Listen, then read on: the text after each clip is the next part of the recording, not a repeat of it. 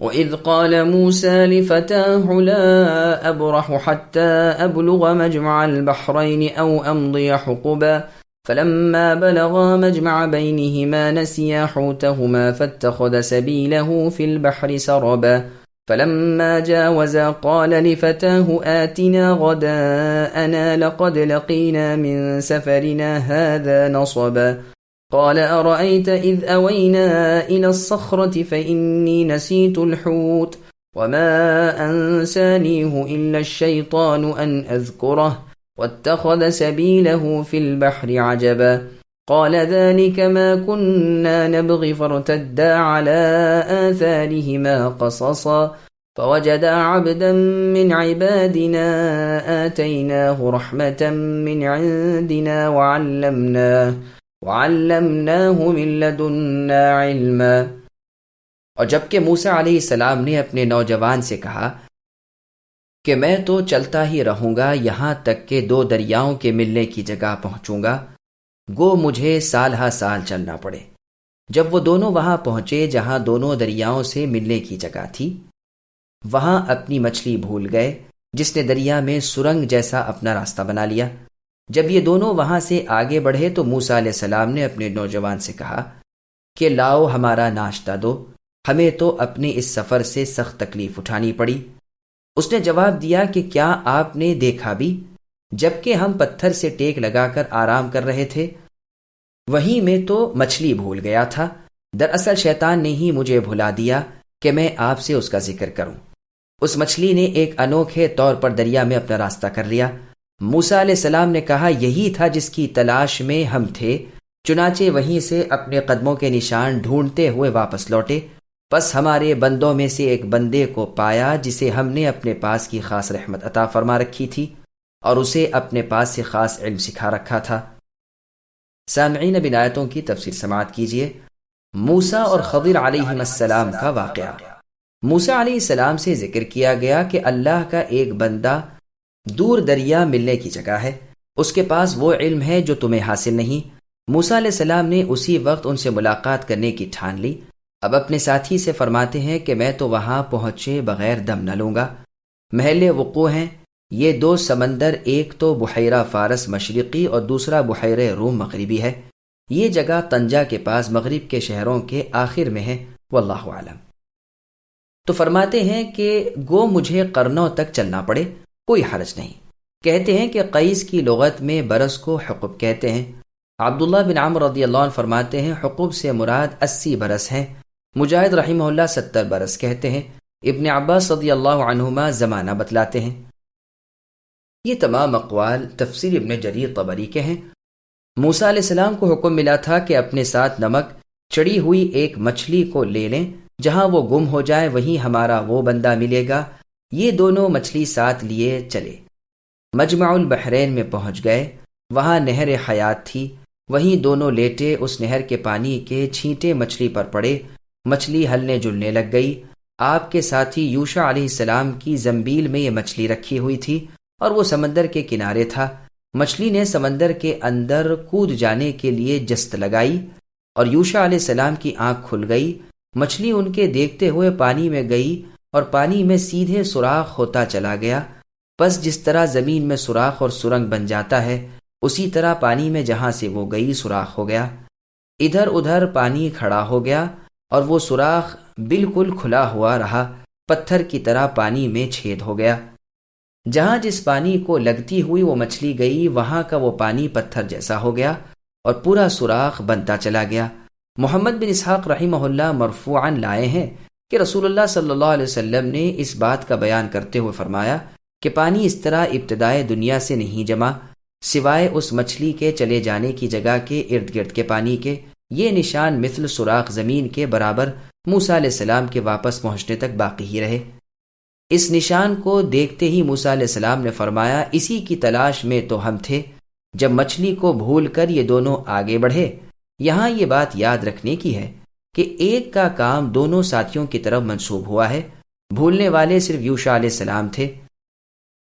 جیسے اللہ تعالیٰ نے سورہ رحمان کی آیت نمبر 22 میں فرمایا یخرج منہما اللؤلؤ والمرجان، یعنی ان دونوں سمندروں میں سے موتی اور مونگے نکلتے ہیں۔ حالانکہ دو قولوں میں سے ایک یہ ہے کہ لؤلؤ اور مرجان صرف کھاری پانی میں سے نکلتے ہیں۔ جب وہاں سے ایک مرحلہ اور طے کر گئے تو موسیٰ علیہ السلام نے اپنے ساتھی سے ناشتہ طلب کیا اور سفر کی تکلیف بھی بیان کی۔ یہ تکلیف مقصود سے آگے نکل آنے کے بعد ہوئی۔ اس پر آپ کے ساتھی کو مچھلی کا چلا جانا یاد آیا اور کہا، جس چٹان کے پاس ہم ٹھہرے تھے اس وقت میں مچھلی بھول گیا اور آپ سے ذکر کرنا بھی شیطان نے یاد سے ہٹا دیا۔ ابن مسعود رضی اللہ عنہ کی قراءت ان اذکر لہ فرماتے ہیں کہ اس مچھلی نے تو عجیب و غریب طور پر پانی میں اپنی راہ پکڑی۔ اسی وقت موسیٰ علیہ السلام نے فرمایا، لو اور سنو، اسی جگہ کی تلاش میں ہم تھے۔ تو وہ دونوں اپنے اسی راستے پر اپنے نشانات قدم کے کھوج پر واپس لوٹے۔ وہاں ہمارے بندوں میں سے ایک بندے کو پایا جسے ہم نے اپنے پاس کی رحمت اور اپنے پاس کا علم عطا فرمایا تھا۔ یہ بندے خضر علیہ السلام تھے۔ بخاری کی روایت۔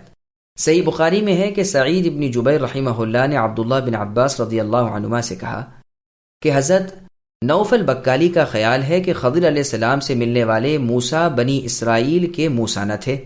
ابن عباس رضی اللہ عنہما نے فرمایا، وہ اللہ کا دشمن جھوٹا ہے، یعنی نوفل بکالی۔ ہم سے ابی بن کعب رضی اللہ عنہ نے فرمایا ہے، رسول اللہ سے انہوں نے سنا کہ موسیٰ علیہ السلام کھڑے ہو کر بنی اسرائیل کو خطبہ دے رہے تھے۔ جو آپ سے سوال ہوا کہ سب سے بڑا عالم کون ہے، موسیٰ علیہ السلام نے جواب دیا کہ میں۔ تو چونکہ آپ نے اس کے جواب میں یہ نہ فرمایا کہ اللہ جانے، اس لیے رب کو یہ کلمہ ناپسند آیا۔